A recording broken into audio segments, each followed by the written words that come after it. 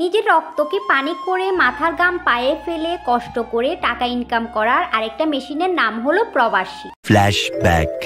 জানেন পৃথিবীতে আরেকটা অসহায় ব্যক্তিকে, সে হলো প্রবাসী। অর্থাৎ প্রবাসীরা পরিবারের সুখের জন্য নিজের সুখ ত্যাগ করে বছরকে বছর নিজের সুখ বিসর্জন দিয়ে প্রবাস জীবনে কষ্ট করে টাকা ইনকাম করেও কিন্তু অনেক প্রবাসী আছে যারা কিন্তু তাদের পরিবারের মন রক্ষা করতে পারে না। অর্থাৎ যতক্ষণ তাদের মেশিন সচল আছে, অর্থাৎ যতক্ষণ তারা টাকা ইনকাম করতে পারে ততক্ষণ কিন্তু তারা পরিবারের ভালোবাসা, এমনকি আত্মীয় স্বজন পাড়া প্রতিবেশী ভালোবাসা অর্থাৎ তাদের জীবন ভরে থাকে। কিন্তু একটা প্রবাসীর জীবনটা আসলে কত কষ্টকর আমরা আপনজন, আমরা অর্থাৎ পরিবারের মানুষ হয়েও তা বুঝতে পারি না। আসলে একটা প্রবাসী বিদেশে গিয়ে কি কাজ করে, অর্থাৎ দেশের বাইরে কি কাজ করে আমরা সেটা কখনোই জানতে চাই না। আমরা শুধু একটা কথাই জানতে চাই, টাকা কবে পাঠাবে। অর্থাৎ এমন অনেক প্রবাসী আছে যে পরিবারের সুখের জন্য নিজের সুখ বিসর্জন দিয়ে অনেক বছর ধরে প্রবাস জীবনে অর্থাৎ টাকা ইনকাম করে আসছে। হঠাৎ যদি তার আর্থিক অবস্থার অর্থাৎ কোনো সমস্যা হয় বা তার আর্থিক অবস্থা খারাপ হয়ে যায়, কিন্তু তখনই বেরিয়ে আসে আসল সত্যতা। আর সেটা অর্থাৎ তেতু হলো কি জানেন, সেটা হলো পরিবারের ভালোবাসা কী জিনিস, তখনই কিন্তু তারা বুঝতে পারে। আসলে কিছুদিন আগেই একটা প্রবাসী ভাইয়ের ভিডিও দেখেছিলাম, আসলে দেখে আমার খুবই কষ্ট লেগেছিল। ভাইয়াটা আসলে বাহিরে খুবই অসুস্থ ছিল, সে কারণে হঠাৎ করে সে মারা যায়। যে কারণে আসলে আমি খুবই দেখার পরে খুবই অনেকটাই খারাপ লেগেছে। যেহেতু আমরা মানুষ, অর্থাৎ আমাদেরও খারাপ লাগা আছে। সে খারাপ লাগা থেকে আজকে প্রবাসী ভাইদের উদ্দেশ্যে কিছু কথা না বললেও নয়। অনেক পরিবার থেকে আমরা অর্থাৎ আমাদের ভাই বলেন, আমাদের বাবা বলেন, আমাদের হাজবেন্ড বলেন, ওনাদেরকে আমরা একটু সুখে থাকার জন্য দেশের বাইরে পাঠাই। দেশের বাইরে যাওয়ার পরে যখন সে ঠিকমতো কাজ পায় না, যখন সে ঠিকমতো কাজ করতে পারে না, যখন সে পরিবারে টাকা পাঠাতে পারে না, অর্থাৎ অনেক ঋণের বোঝা মাথায় নিয়ে সে ঘুরতে থাকে, তখন আমরা সবাই কিন্তু সেটা বোঝার চেষ্টা করি না। আমরা সবাই তখন একটা প্রশ্ন করি, অনেক ঋণ হয়ে গেছে, কবে টাকা পাঠাবি, কখন টাকা পাঠাবি, কত পাঠাবি, এটা বলতে কিন্তু অর্থাৎ সেই প্রবাসী ভাইটাকে আমরা অস্থির করে ফেলি।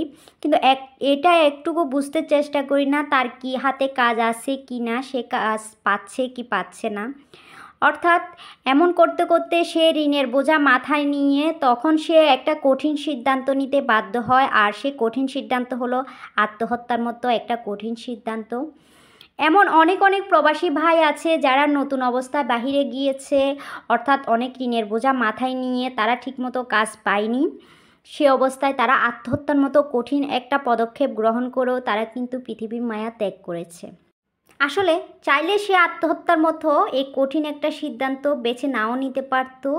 আর সে আত্মহত্যার মতো এই কঠিন পথ বেছে নিয়েছে কার জন্য জানেন? একমাত্র আমাদের মতো পরিবার যারা আছে, অর্থাৎ পরিবারের জন্য।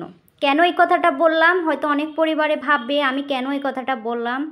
আসলে একটা প্রবাসী ভাইয়ের যতই মাথার উপরে ঋণ থাকুক না কেন, সে যদি পরিবারের সানন্দ পায়, অর্থাৎ পরিবারের থেকে একটা স্নেহের হাত বাড়িয়ে অর্থাৎ কেউ যদি তাকে সাপোর্ট করে যে জীবনে অর্থাৎ টানাপোড়েনের সময় একদিন না একদিন আসবেই, আর্থিক অবস্থার কঠিন একটা পরিস্থিতির সম্মুখীন সবাইকে হতে হবে। সেই জন্য অর্থাৎ ঋণের বোঝা মাথায় নিয়ে সব পুরুষ মানুষ কিন্তু অস্থির অবস্থা হয়ে যায়। কিন্তু তখনই তার প্রয়োজন তার ফ্যামিলির সাপোর্ট। আর যখনই সে তার ফ্যামিলির সাপোর্ট পায় তখন কিন্তু তার অর্থাৎ লক্ষ টাকা ঋণ হলেও কিন্তু সে পুরুষ মানুষটা কিন্তু অর্থাৎ পরিবারের সানন্দে এই পৃথিবীর স্বাদটা কিন্তু গ্রহণ করে। কিন্তু যখনই আমরা পরিবার হয়ে তাকে নানা রকমের কথা শোনাতে থাকি, নানা রকমের অপদস্থ অপমান করতে থাকি, তখনই কিন্তু অর্থাৎ একটা ভাই বলেন একটা বোন বলেন সে আত্মহত্যার মতো কঠিন সিদ্ধান্ত নিতে বাধ্য হয়। শুধু কিন্তু আমাদের মতো কিছু আপনজন যারা কিন্তু টক্সিক, তাদেরকে বুঝতে চেষ্টা করে না, তাদেরকে সারাক্ষণ একটা অন্যায়ের কারণে বারবার কথা শোনাতে অর্থাৎ আমরা ছাড়ি না। আমরা আসলে মানুষগুলাই এমনও হাজার প্রবাসী ভাই আছে ঋণের বোঝা মাথায় নিয়ে আত্মহত্যার মতো কঠিন সিদ্ধান্ত নিয়েছে। তবে আমি হাজার প্রবাসী ভাইদের পরিবার বলেন প্রবাসী ভাইদেরকে বলি, আসলে জীবন মানে যুদ্ধ, যারা যুদ্ধ করে এই জীবনে টিকে গেছে তারা কিন্তু রয়ে গেছে, কিন্তু জীবন নিয়ে হার মানা চলবে না। যেসব প্রবাসী ভাইরা আমার ভিডিও দেখছেন তাদের উদ্দেশ্যে বলছি, আসলে প্রবাস জীবন আমাদের একলা জীবন। যারা প্রবাসে আছেন অর্থাৎ তারা জানেন আসলে এই প্রবাস জীবনটা কত কষ্টকর। অর্থাৎ একটু খারাপ লাগলো কিন্তু আমরা আমাদের পরিবারের সানন্দ গ্রহণ করতে পারি না। আমরা নিজে অর্থাৎ নিজের যত্ন নিজে করতে হবে, নিজের খেয়াল নিজেকে রাখতে হবে। শুধু আমরা পরিবারের জন্য আমাদের সুখটা ত্যাগ করি। তেমনি আমি প্রবাসী ভাইদের পরিবারকেও বলছি, আপনারাও কিন্তু সে প্রবাসী মানুষটার মুখের দিকে তাকিয়ে আপনার সংসারকে ভালোবাসুন। সে প্রবাসী মানুষটাকে টাকার মেশিন মনে করবেন না, তাকে একটা মানুষ মনে করবেন, আপনার আপনজন মনে করবেন, আপনার ভালোবাসার মানুষ মনে করবেন। সে প্রবাসী ব্যক্তিটা কিন্তু শুধু আমাদের জন্যই প্রবাসী সুখ কিনতে গিয়েছে। তাই আমরা যারা প্রবাসীর পরিবার আছি, আমরা চাইলে সে প্রবাসী ব্যক্তিকে মানসিক শান্তি দিতে পারি। অর্থাৎ সারাদিনের ক্লান্তি শেষে যখন আমাদের খোঁজ খবর নেওয়ার জন্য অর্থাৎ প্রবাসীটা ফোন করে, তখন কিন্তু আমরা মানসিকভাবে তাকে অর্থাৎ শান্তি দিতে পারি।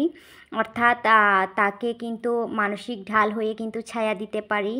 একজন প্রবাসী কিন্তু দেশের বাইরে কত কষ্ট করে টাকা ইনকাম করে সেটা তখনই কিন্তু সে ভুলে যায় যখন তার পরিবার হাসি খুশিতে থাকে, তাকে মানসিক শান্তি দেয়।